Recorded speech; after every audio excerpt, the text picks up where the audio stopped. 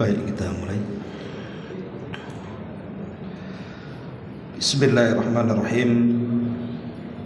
Assalamualaikum warahmatullahi wabarakatuh.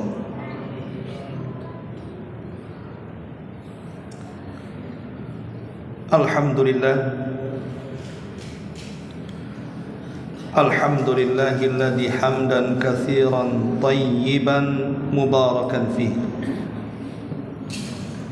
kama yuhibbu rabbuna wa yarda. Asyhadu an la ilaha illallah wahdahu rabbi la syarika lah.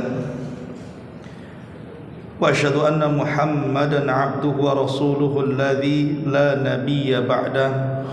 Amma ba'du. Ma'asyiral muslimin wal muslimat rahimakumullah. Alhamdulillah, di malam hari ini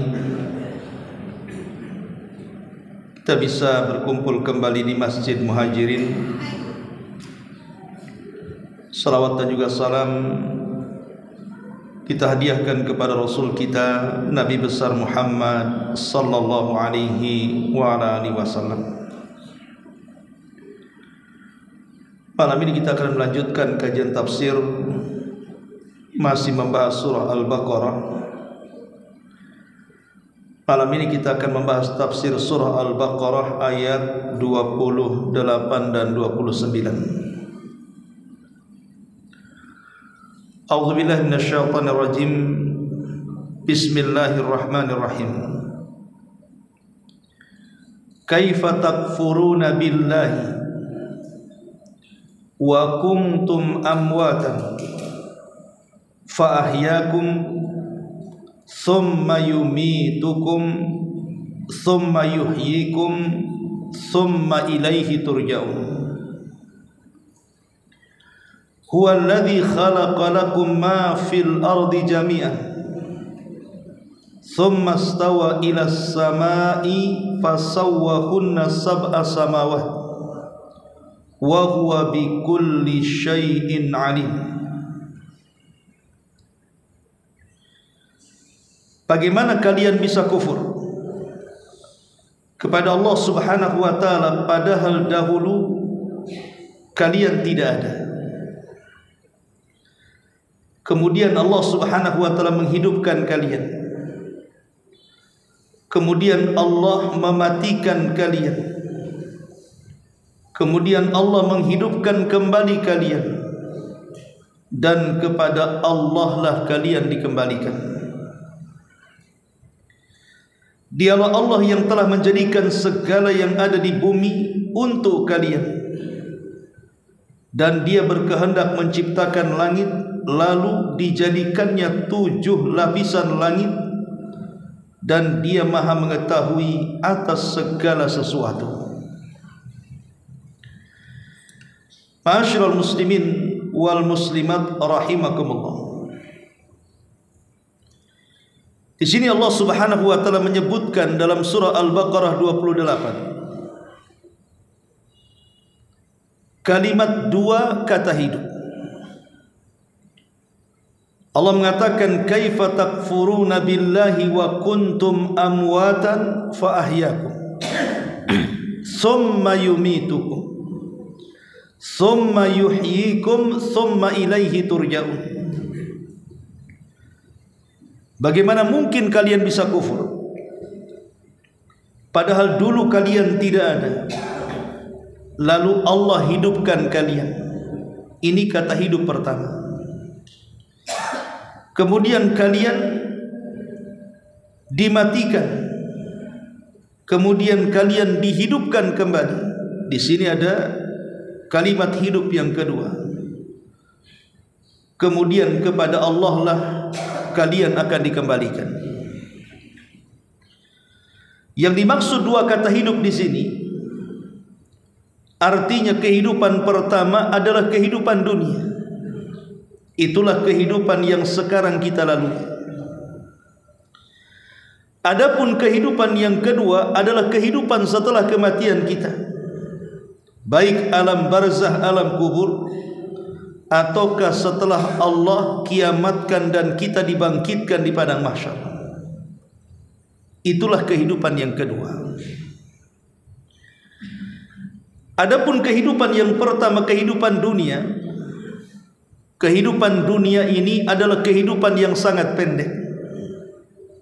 Kehidupan yang tidak kekal dan tidak pernah abadi. Berbeda dengan kehidupan kedua, di mana kehidupan kedua setelah kematian adalah kehidupan yang kekal, kehidupan yang abadi, dan kehidupan yang selama-lamanya. Disinilah terjadi perbedaan antara dua kata hidup. Kehidupan yang pertama, kehidupan yang tidak kekal, dan kehidupan yang kedua adalah kehidupan yang kekal. Ma'asyiral muslimin yang dimuliakan Allah Subhanahu wa ta'ala, tapi perlu diketahui, walaupun kehidupan dunia adalah kehidupan yang pendek dan kehidupan akhirat adalah kehidupan yang panjang, sampai ada istilah sependek-pendeknya kehidupan akhirat pasti dia panjang, dan sepanjang-panjangnya kehidupan dunia pasti dia pendek. Tetapi panjangnya kehidupan akhirat tetap ditentukan dengan pendeknya kehidupan dunia. Itulah yang diistilahkan para ulama, ad-dunya mazra'atu lil akhirah. Bahwa dunia ini sebenarnya tempat ladang bagi kehidupan kita akhirat. Maka siapapun yang bercocok tanam di dunia dan ia menanam kebaikan di dunia, maka di akhirat dia akan menuai kebaikan. Maka siapapun dia yang menanam ke dalam kehidupan dunia dengan tanaman yang buruk, maka dia pun akan menuai keburukan di akhirat. Itulah yang Allah katakan, wa man ya'mal mithqala dzarratin khairan yarah wa man ya'mal mithqala dzarratin syarran yarah. Siapapun yang mengamalkan amalan kebaikan walaupun sebiji zarah sekalipun, maka dia akan menuainya di akhirat. Tapi siapapun yang menanam keburukan walaupun sebiji zarah, maka dia akan merasakan akibatnya di akhirat. Bahwa dunia adalah tempat berladang untuk akhirat. Dari sini kita tahu bahwa sekalipun dunia adalah kehidupan yang sangat pendek, tidak abadi dan tidak selama-lamanya, tetapi menentukan kehidupan setelah kematian kita. Dan di sini Allah ingatkan, jangan kalian kufur kepada Allah. Allah Subhanahu wa ta'ala ingatkan dalam ayat ini tentang sebuah kenikmatan besar bagi manusia. Manusia itu dulunya tidak ada. Makanya Allah mengatakan dalam surah Al-Insan ayat pertama, hal ata 'alal insani hinun minad dahri lam yakun syai'an madhkura. Bukankah pernah datang kepada manusia waktu di mana ketika itu belum ada yang merupakan sesuatu yang mampu disebut namanya. Artinya bahwa dulu alam semesta ini tidak ada, bukan hanya manusia, alam semesta tidak ada. Yang ada hanya Allah Subhanahu wa ta'ala. Makanya ketika Nabi SAW ditanya, Aina Allah qabla an yakhluqas samawati wal ardh, sebenarnya di mana Allah saat Allah menciptakan langit, sebelum Allah menciptakan langit dan bumi itu Allah di mana? Maka Nabi SAW mengatakan, kana Allahu fi ama, Allah berada di ama. Ama itu artinya sesuatu yang tidak ada kecuali hanya Allah Subhanahu wa ta'ala saja. Baru kemudian Allah Subhanahu wa ta'ala menciptakan makhluk pertama, air dan juga arasy. Kemudian setelah Allah menciptakan air dan arasy, baru kemudian Allah Subhanahu wa ta'ala menciptakan kolam. Di sini Allah Subhanahu wa ta'ala katakan, wahai kolam, catatlah segala sesuatu yang akan berlaku. Maka kolam pun kemudian mencatat segala sesuatu di sebuah papan yang disebut dengan Lauhil Mahfuz. yang akan berlaku sejak ditulisnya sampai hari ini, bahkan sampai kiamat dibangkitkan, bahkan sampai manusia masuk ke dalam neraka dan surga. Semua sudah dicatat. Baru setelah itu Allah Subhanahu wa taala menciptakan makhluk yang lainnya, kursinya, surganya, nerakanya. Baru kemudian Allah menciptakan langit dan buminya selama 6 hari. Setelah itu Allah Subhanahu wa taala menciptakan makhluk-makhluk yang berakal. Di sana ada para malaikat, di sana ada kalangan jin, dan di sana ada manusia, diawali dengan Adam alaihi salatu wassalam. Inilah yang Allah katakan, kaifa takfuruna billah wa kuntum amwatan. Bagaimana kalian bisa kufur kepada Allah? Kalian dulu tidak ada. Kita semua tidak ada. Bumi langit tidak ada. Kemudian Allah Subhanahu wa taala ciptakan satu persatu. Baru kemudian Allah mengatakan fa ahyakum.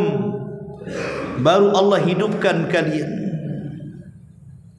Tentu manusia pertama yang Allah hidupkan adalah Nabi Allah Adam alaihi salatu wassalam. Yang sebelumnya Allah telah ciptakan malaikat dan juga kalangan jin,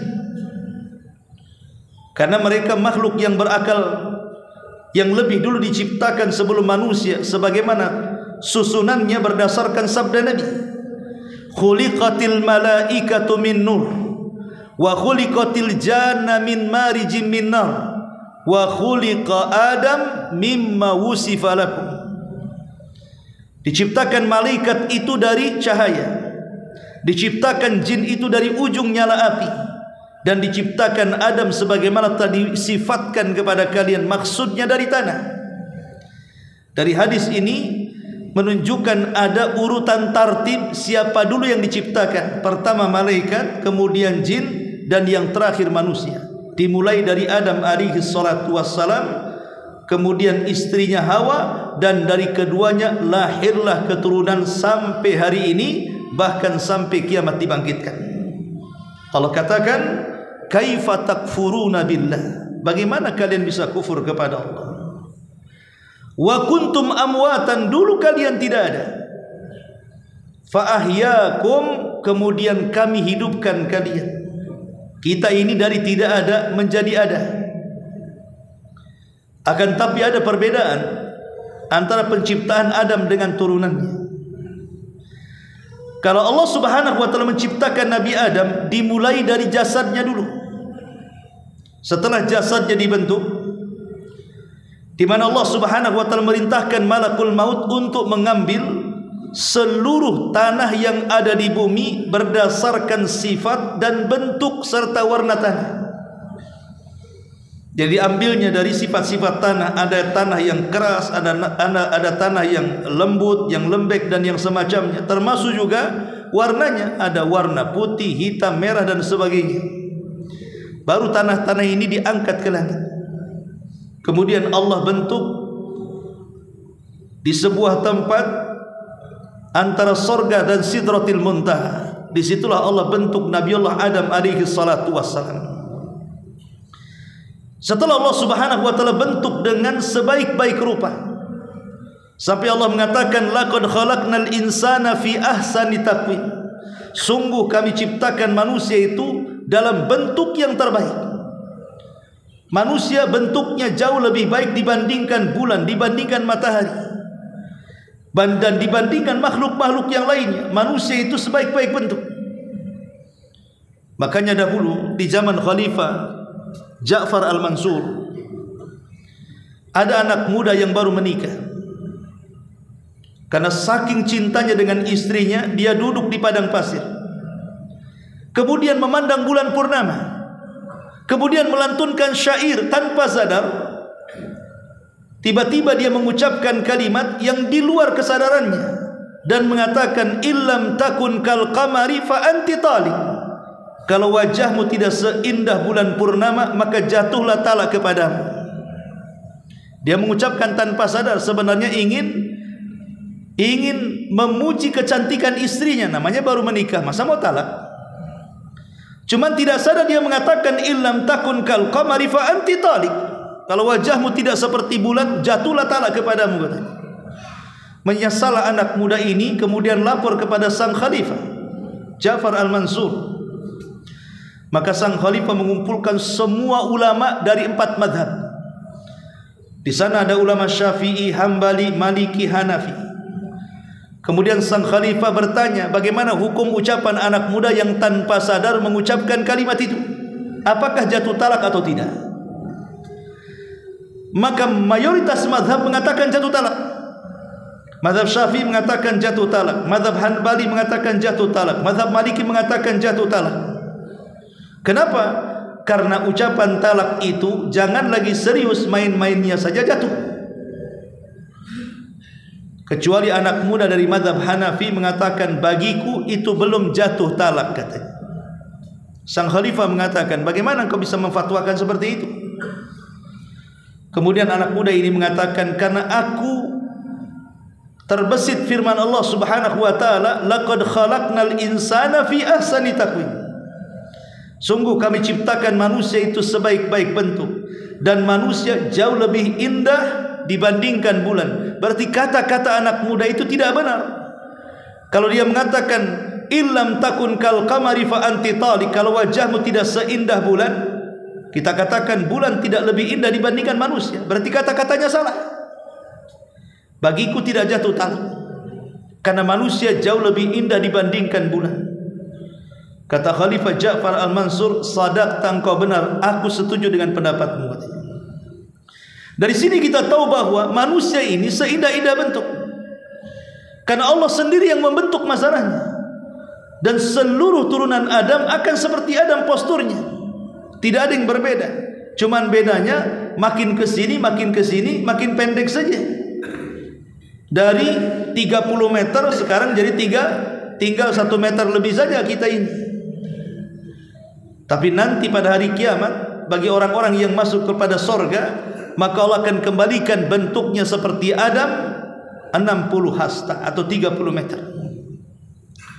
Ma'asyiral muslimin yang dimuliakan Allah Azza wa Jalla. Jadi penciptaan Adam itu dibentuk dulu badannya, jasadnya. Setelah kemudian mengering 40 tahun sehingga menjadi tembikar, dan kalau seandainya dipukul keluar suara, karena setiap manusia punya rongga, barulah kemudian Allah ciptakan ruhnya, kemudian dimasukkan ke dalam jasadnya. Jadi Adam itu jasadnya dulu, baru ruhnya. Beda dengan kita manusia turunannya, ruhnya dulu diciptakan, baru jasadnya. Saat Adam alaihi salatu wassalam diturunkan dari sorga, kemudian diturunkan ke bumi, dipisahkan dengan Hawa. Ada yang mengatakan Adam diturunkan di Sri Lanka, dan Adam dan Hawa diturunkan di Jeddah, kemudian masing-masing mencari. Ketika ada cahaya yang memantul di sebuah tempat, di tempat yang disebut dengan Arafah, maka keduanya kemudian berinisiatif untuk mendekati cahaya itu. Berjumpalah Adam dan Hawa di Jabal Arafah. Maka tempat itu disebut Arafah. Kenapa disebut Arafah? Arafah itu artinya mengenal, karena Adam mengenal Hawa dan Hawa pun mengenal Adam alaihi salatu wassalam. Disitulah Allah Subhanahu wa taala mengajarkan Adam kalimat taubat, Rabbana zalamna anfusana wa illam taghfir lana wa tarhamna lanakunanna minal khasirin. Setelah Adam mengucapkan kalimat ini, fataba alaihi innahu huwat tawwabur rahim. Allah ampuni dosa-dosanya, karena Allah zat yang maha pengampun lagi maha penyayang. Lah saat Adam alaihi salatu wassalam sedang duduk, tiba-tiba Allah kemudian mengusap kedua pundak Adam, sebelah kanan dan kiri. Dari pundak sebelah kanan tiba-tiba keluar ruh, dan itu akan menjadi anak turunannya yang akan masuk ke dalam sorga. Kemudian Allah usap sebelah bahu sebelah kiri, keluar ruh, dan ruh-ruh itulah yang kelak akan menjadi anak turunannya yang akan masuk ke dalam neraka. Kemudian ruh-ruh itu ditempatkan oleh Allah di sebuah alam yang disebut dengan alam ruh. Disitulah Allah datang kepada mereka, kepada kita-kita yang masih dalam bentuk ruh, dan Allah mengadakan perjanjian, mengikat perjanjian dengan kita dengan mengatakan alastu bi rabbikum qalu bala, bukankah saya Rabb kalian? Maka semua ruh mengatakan tentu engkau Rabb kami. Dari sini kita tahu bahwa ada ikatan di alam ruh antara kita dengan Allah Subhanahu wa taala. Allah titipkan sebuah fitrah yang disebut dengan tauhid ar-rububiyah. Baru setelah itu Allah ciptakan jasadnya satu persatu. Allah titipkan dari sperma seorang laki-laki, kemudian dimasukkan ke dalam rahim seorang wanita, kemudian jadilah segumpal sperma, kemudian dari segumpal sperma jadi segumpal darah, kemudian dari segumpal darah jadi segumpal daging. Kemudian setelah 3 bulan Allah utus malaikat ruh, malaikat yang memasukkan ruh untuk mengambil ruh di alam ruh, kemudian dimasukkan ruh itu kepada janin di usia 4 bulan. Maka kemudian janin itu hidup karena sudah dimasukkan ruh di situ. Disitulah malaikat ini diperintah Allah untuk mencatat takdirnya. Bahagianya seberapa, celakanya seberapa, rizkinya seberapa, umurnya seberapa, apakah dia bahagia atau susah, semua dicatat. Ketika dia sudah 9 bulan, karena umumnya 9 bulan kecuali yang prematur, kecuali satu bayi yang lebih daripada 9 bulan 2 tahun. Siapa? Abu Hanifah. Abu Hanifah itu 2 tahun di kandungan ibunya, lahir sudah keluar giginya. Abu Hanifah. Tapi umumnya manusia dikandung 9 bulan kemudian terlahir. Dari sini Allah Rasul mengatakan kullu maulud yuladu alal fitrah. Setiap bayi yang terlahir itu terlahir fitrah. Artinya dibekali rububiyah, dibekali mengenal siapa Rabbnya, bahwa dia tidak terlahir begitu saja, bahwa alam semesta ini ada penciptanya, ada penguasanya, ada pengaturnya. Makanya kalaupun dia terlahir dari rahimnya orang kafir sekalipun, mereka ada fitrah, fitrah bahwa alam semesta tidak tercipta begitu saja, di sana ada pencipta. Makanya ketika orang-orang musyrik Arab diserukan oleh Allah Subhanahu wa taala tentang pertanyaan siapa yang menciptakan langit dan bumi, maka mereka akan mengatakan Allah, tapi tidak memasukkan mereka ke dalam Islam, karena mereka hanya dibekali dengan tauhid fitrah rububiyah saja, belum kepada tauhid yang disebut dengan uluhiyah, di mana hanya menyembah Allah Subhanahu wa taala dalam setiap peribadatan kita. Ma'asyiral muslimin yang dimuliakan Allah Azza wa Jalla, intinya bahwa Allah katakan kaifa takfuruna billahi wa kuntum amwatan fa ahyaakum. Kami berikan kehidupan kepada kalian, lahir ke dunia, maka kita akan menghabiskan waktu di dunia. Inilah kehidupan kita sekarang, kehidupan dunia. Kehidupan dunia adalah kehidupan yang serba ujian dari Allah Subhanahu wa taala. Jadi Nabi Adam alaihi salatu wassalam ketika diturunkan dari sorga yang penuh dengan segala nikmat yang luar biasa, diturunkan ke sebuah tempat yang penuh dengan kehinaan.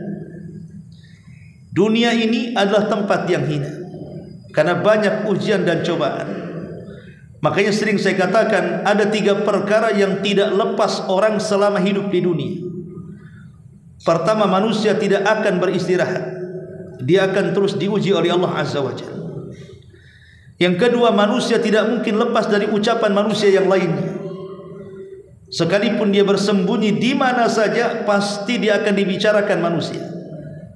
Dan yang ketiga, manusia pasti akan mengalami ajal dan kematian. Tidak ada manusia yang kekal abadi, pasti ada waktu kematiannya. Makanya Adam alaihi salatu wassalam kenapa diturunkan dari sorga ke bumi? Supaya dia mengalami kematian. Kalau dia tidak diturunkan dari sorga ke bumi, tetap di sorga, maka Adam tidak akan pernah mati di sorga. Padahal Adam manusia. Sementara Allah mengatakan kullu nafsin dha'iqatul maut, setiap jiwa itu tersentuh dengan kematian. Makanya Adam dikeluarkan dari sorga supaya bisa mati. dengan kematiannya. Itulah ada manusia. Kullu nafsin dha'iqatul maut. Setiap jiwa manusia itu pasti disentuh dengan kematian. Lah dalam kehidupan dunia tidak mungkin terlepas dari tiga perkara tadi. Manusia tidak mungkin istirahat. Saya, Anda, siapapun, jangan harap bisa beristirahat di dunia. Karena terkadang kalau Allah Subhanahu wa taala sudah menguji kita ini, terkadang ujian pertama belum selesai, datang ujian kedua. Ujian kedua belum kelar, datang ujian ketiga. Ujian ketiga belum rampung, datang ujian yang lainnya. Begitulah kehidupan dunia. Terkadang satu ujian bertumpuk-tumpuk. Kenapa Allah membuat ujian seperti itu? Karena bagaimanapun ujian yang Allah berikan itu tidak lain dan bukan supaya Allah melihat kejujuran dan kedustaan kita. Apakah kita jujur dengan keimanan kita, ataukah kita dusta dengan keimanan kita? Diberikan ujian oleh Allah Azza wa Jalla. Tapi ingat, Allah tidak pernah zalim. Maksudnya Allah tidak pernah zalim itu, setiap ujian yang Allah berikan kepada kita disesuaikan dengan kemampuan kita. Tidak ada manusia yang ketika diberikan ujian dia tidak sanggup memikulnya. Pasti sanggup. Tapi masalahnya sebelum dihadapi, terkadang manusia sudah datang putus asanya. Sebenarnya kalau dihadapi ujian itu dia bisa lakukan, dia bisa selesaikan sebenarnya. Cuman karena putus asa yang kemudian datang dari waswas setan, akhirnya dia menganggap ujian terlalu berat, kemudian dia pun gagal di perjalanan. Pada Allah mengatakan la yukallifullahu nafsan illa wus'aha. Allah tidak mungkin membebani setiap manusia itu kecuali dengan sesuatu yang mampu dia usahakan. Allah tidak mungkin zalim. Tapi yang jelas bahwa dunia adalah tempat kita diuji. Kita tidak akan pernah istirahat. Entah diuji kesehatan kita, entah diuji keluarga kita, entah diuji ekonomi kita, entah diuji pergaulan kita, dan begitu seterusnya. Kita tidak mungkin lepas dari ujian. Kemudian yang kedua, manusia tidak mungkin lepas dari ucapan manusia yang lainnya. Sesuci apapun manusia, tetap dibicarakan keburukannya. Maryam bintu Imran, wanita suci, tidak pernah keluar dari mihrabnya. Kerjanya hanya ruku sujud, begitulah sepanjang hidupnya. Sejak bayi sampai dia akil balik, sampai dia dewasa, tidak pernah maksiat sama sekali. Ketika Allah Subhanahu wa taala mengutus Jibril untuk menitipkan ruhnya Isa di perut Maryam, mulailah kemudian Maryam bunting, tidak jelas siapa ayahnya. Dibicarakan orang-orang Yahudi bahwa Maryam seorang wanita pezina dan anaknya Isa adalah anak zina. Kalau sekelas Maryam yang suci saja tidak lepas daripada ujian ucapan jelek manusia, macam mana pula wanita di luar daripada Maryam? Bahkan Nabi SAW, manusia terbaik di alam semesta, manusia terbaik di kolong langit, manusia terbaik di atas bumi, tidak lepas daripada ejekan manusia. Dikatainya dia seorang gila, tukang sihir, tukang tenun, pemecah belah, macam-macam. Kalau sekelas Nabi saja tidak lepas daripada ujian ucapan buruk manusia, apalagi kita. Manusia tidak lepas, sehebat apapun, sesuci apapun, seahli ibadah apapun, manusia pasti dibicarakan manusia lain. Karena kita hidup di masyarakat serba salah. Umpamanya kita menghindari ucapan buruk kepada manusia, kita bergaul dengan sembarang orang supaya manusia tidak menjelek-jelekan kita. Siapa bilang? Bisa saja orang mengatakan datang orang kepo katanya. Apain orang ini? Si datang aja kemari. Ada orang yang menguring diri, kalau begitu saya tidak mau bergaul supaya tidak dibicarakan manusia. Akhirnya tidak pernah keluar dari rumahnya.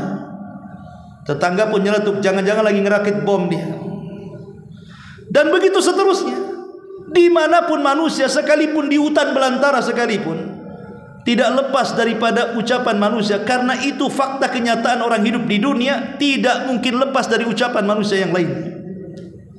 Dan yang ketiga, manusia itu tidak lepas dari kematian.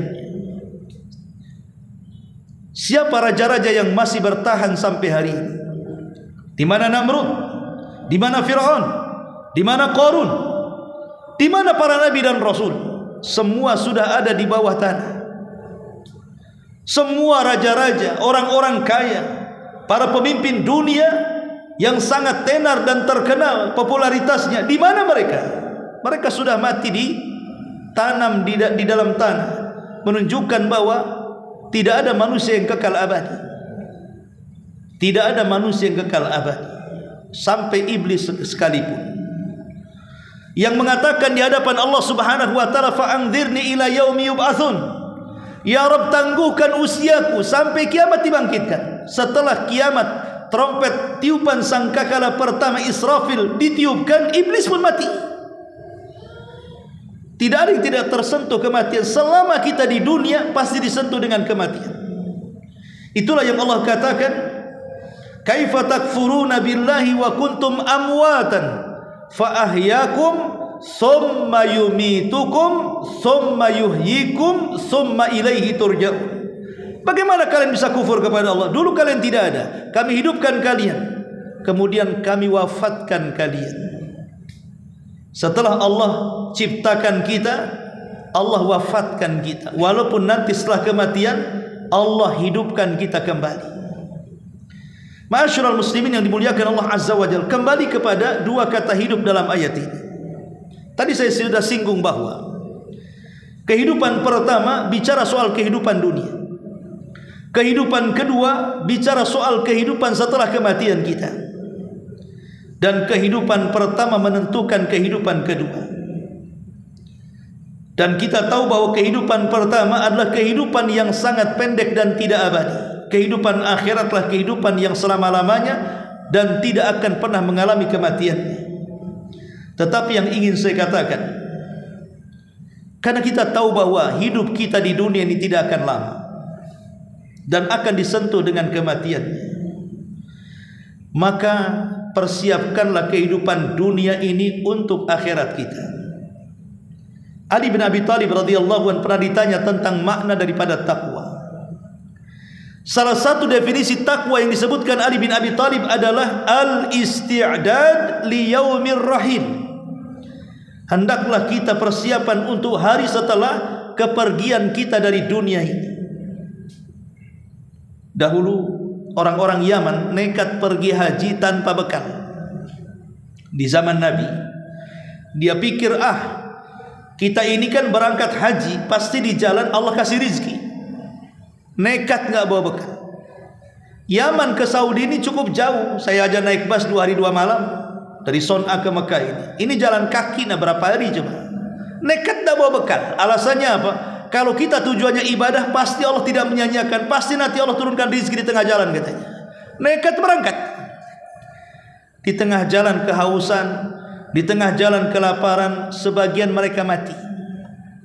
Dan sebagian mereka ditolong orang.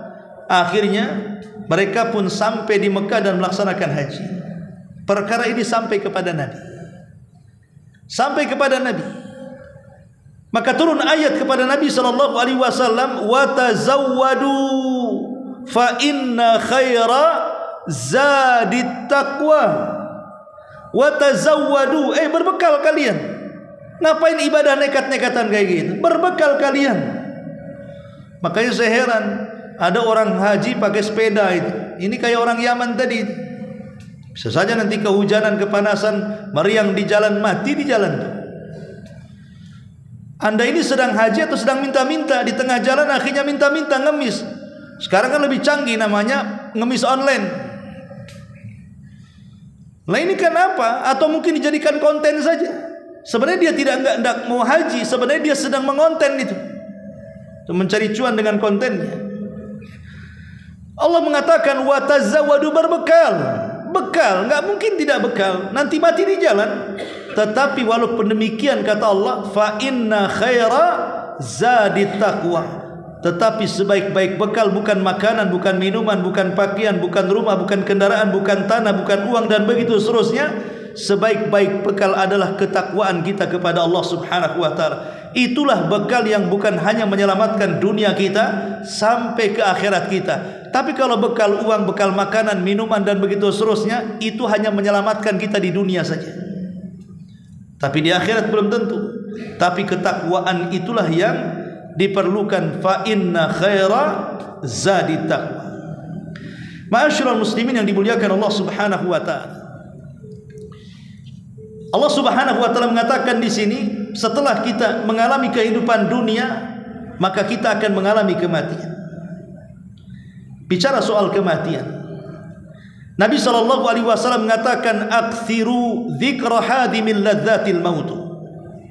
Perbanyak oleh kalian, kata Nabi, ingat akan sesuatu yang bisa menghancurkan kelezatan dan kenikmatan kalian di dunia, itulah kematian. Kematianlah yang menghancurkan kelezatan hidup. Betapa banyak orang-orang yang dari remaja berusaha ingin mendapatkan rumah megah, kendaraan mewah dan begitu seterusnya, semua sudah dicapainya, tiba-tiba dia tinggalkan itu semuanya. Lalu apa gunanya mengumpulkan dunia kalau ujung-ujungnya dia meninggalkan dunia? Atau sebaliknya, dia sudah kumpulkan dunia, sudah mewah, sudah megah, tiba-tiba kemudian datang tsunami, datang gempa, habislah dunia. Dunia pun meninggalkan dia. Karena dunia itu cuma dua saja, kita yang meninggalkan dunia atau dunia yang meninggalkan kita. Lalu apa gunanya mengumpulkan? Kalau bukan untuk bekal kita untuk akhirat kita itu. Lah di sini Nabi SAW ingatkan soal kematian. Kematian itu yang menghancurkan kelezatan kalian. Saat mabuk lagi teler-telernya, mati, hilang senangnya. Saat berzina, naudzubillah, tiba-tiba kemudian mati, hilang lezatnya. Itulah kematian, bisa menghilangkan kelezatan dunia. Lah Nabi SAW ingatkan, perbanyak oleh kalian kematian. Pertanyaan pun muncul, kenapa kita harus mengingat banyak kematian? Kita akan hidup di dunia, ceritalah dunia. Kenapa cerita kematian? Nantilah kalau sudah mati, cerita mati. Kita ini masih hidup, cerita hidup saja. Kenapa Rasul mengatakan perbanyak, ingat yang menghancurkan kenikmatan kalian, yaitu kematian. Kenapa kita disuruh ingat mati? Karena satu, kematian itu sebuah kepastian. Dua, datangnya tanpa pemberitahuan. Tiga, dia bukan akhir dari sebuah perjalanan. Dia sebuah kepastian. Datangnya pun tidak ada pemberitahuan. Dan dia bukan terminal akhir dari sebuah perjalanan. Ada perjalanan panjang yang akan melelahkan setelah kematian. Inilah kenapa kita disuruh mengingat kematian. Karena kematian sebuah kepastian. Tidak ada manusia pasti mati. Sehebat apapun hari ini, taruhlah sekarang ilmu farmasi berkembang, ilmu kedokteran luar biasa, ditemukan alat-alat canggih, ditemukan perobatan-perobatan farmasi yang luar biasa. Yang dulu mungkin penyakit dianggap luar biasa, sekarang dianggap penyakit biasa karena sudah ditemukan obat-obatannya. Pertanyaannya, apakah kematian bisa ditangkal dengan operasi? Apakah kematian bisa ditangkal dengan obat-obatan? Apakah kematian bisa ditangkal oleh doktor-doktor profesor itu? Tidak. Idza jaa ajaluhu la yastakhiruna sa'atan wa la yastaqdimun. Ingat, ajal itu kalau sudah datang, tidak mungkin mundur, tidak mungkin maju tuh. Pas waktunya. Jangan lagi orang sakit, orang sehat saja bisa mati. Jangan lagi orang-orang yang betul-betul berhati-hati. Orang yang merasa aman dengan kematian, yang sudah hati-hati saja dia mati. Karena kematian itu tidak pernah pilih siapapun. Kalau di Lauhil Mahfuz sudah ditakdirkan kita mati, maka mati. Adapun sebab kematian itu macam-macam bentuknya. Kematian itu satu.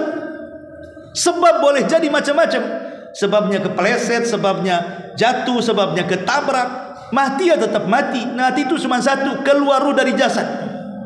Dan itu sudah ditakdirkan oleh Allah Subhanahu wa taala, bahwa setiap jiwa itu mesti mengalami kematian. Sekalipun kata Allah, anggaplah kita benteng rumah kita ini dengan benteng yang kokoh, dengan satpamnya, penjaganya, sampai kepada anjing gilanya. Tapi kalau datang malakul maut, semua bisa ditembusnya. Aina ma takunu yudrikumul maut walau kuntum fi burujim musayyada. Allah katakan, dimanapun kalian berada, sekalipun di dinding benteng yang sangat kokoh sekalipun, kematian itu pasti akan menjemput kalian. Ingat kematian sebuah kepastian, jangan pernah diragukan. Dan kematian itu antrian. Kemarin si fulan, kemarinnya lagi si fulan, jangan-jangan malam ini pula kita. Kita tidak tahu. Karena kematian sebuah kepastian, jangan pernah diragukan. Yang kedua, datangnya tanpa pemberitahuan. Inilah yang dikhawatirkan dalam kehidupan kita. Belum lagi orang tobat sudah mati. Belum lagi orang bisa sholat sudah mati. Belum lagi hartanya disedekahkan sudah mati. Belum lagi dia bisa haji dan umrah sudah mati. Ya, karena kematian itu datangnya tanpa pemberitahuan. Coba lihat orang-orang yang mati kena tsunami itu, apakah mereka tahu besok akan mati? Lihat orang-orang yang mati kena gempa itu, apakah mereka sudah memprediksi dia akan mati? Tidak ada yang tahu. Semua manusia mengira dia hidup selamanya. Rupanya besok tinggal jasadnya saja. Tidak ada yang diberitahu kematian kecuali para nabi. Ya, kalau para nabi betul. Seperti Nabi SAW datangi malaikat Jibril dan juga malakul maut. Kemudian malakul maut membuat pilihan kepada Rasul. Apakah kamu mau hidup di dunia dan diberikan kenikmatan yang luar biasa, ataukah engkau akan berjumpa dengan saudara-saudaramu fi rafiqil a'la? Rasul ketika mendengar dua pilihan itu, dia hanya menunjukkan telunjuknya ke langit dan mengatakan ila rafiqil a'la, ila rafiqil a'la. Seolah-olah Rasul mengatakan, aku sudah tidak ingin hidup di dunia. Aku ingin kembali ke teman-temanku di rafiqil a'la, di sorga yang paling tinggi sana. Iya, Nabi memang diberitahu dan diberikan pilihan. Tapi selain para Nabi, tidak ada yang diberikan pilihan. Dan tidak ada yang diberitahu kematiannya. Inilah yang kemudian dikhawatirkan kita ini mati mendadak. Dan tidak sempat bertobat, tidak sempat beribadah. Akhirnya kemudian menjadi penyesalan. Setelah kematian kita pun mengatakan, laula akhartani ila ajalin qarib fa asaddaqa wa akum minas salin. Ya Rabb, kalau engkau hidupkan kembali sesaat saja di dunia, ku sedekahkan semua hartaku dan aku akan bergabung dengan orang-orang saleh. Mungkin? Tidak mungkin, percuma ucapan. Itu hanya diucapkan orang yang sudah mati saja. Ma'asyiral muslimin yang dimuliakan Allah Azza wa Jalla, dan terpenting bahwa kematian bukan akhir sebuah perjalanan. Di sini Allah mengatakan, fa ahyakum summa yumitukum summa yuhyikum. Kemudian kalian akan dihidupkan kembali setelah kematiannya. Kenapa? Karena kematian bukan akhir dari sebuah perjalanan. Ada perjalanan yang panjang. Di alam barzah, di sana ada fitnah kubur, azab kubur, ada nikmat kubur. Kemudian setelah kita dibangkitkan pada hari kiamat, macam-macam di situ peristiwa. Ada syafaat, ada hisab, ada mizan, ada catatan yang diterbangkan sampai melalui titian, sampai kontoro, sampai surga dan neraka. Semua akan dihadapi setiap manusia, karena kematian bukan akhir dari sebuah perjalanan, tetapi perjalanan setelah kematian seulang-ulang ditentukan dengan perjalanan pendek di dunia. Kalau perjalanan pendek di dunia ini seperti yang dikatakan kepada Abdullah ibn Umar, Nabi SAW bersabda, ya ibna Umar, kun fid dunya ka'annaka gharib aw abiris sabil. Wahai ibnu Umar, jadilah di dunia ini seperti orang asing atau seperti seorang musafir yang singgah sesaat kemudian pergi. Kalau yang sesaat ini betul-betul kita manfaatkan dengan baik, sehingga ketika Allah jemput kita dalam posisi husnul khatimah, maka sekalipun perjalanan yang melelahkan setelah kematian, maka melelahkannya akan menjadi sebuah kepuasan, karena dia akan dimasukkan ke dalam sorga yang kenikmatannya tidak pernah dilihat mata, didengar telinga, bahkan terlintas dalam pikiran manusia pun tidak, saking nikmatnya. Tapi kalau yang sebentar ini kita gunakan untuk maksiat sehingga kita mati sul khatimah, maka perjalanan yang melelahkan itu memang sungguh melelahkan.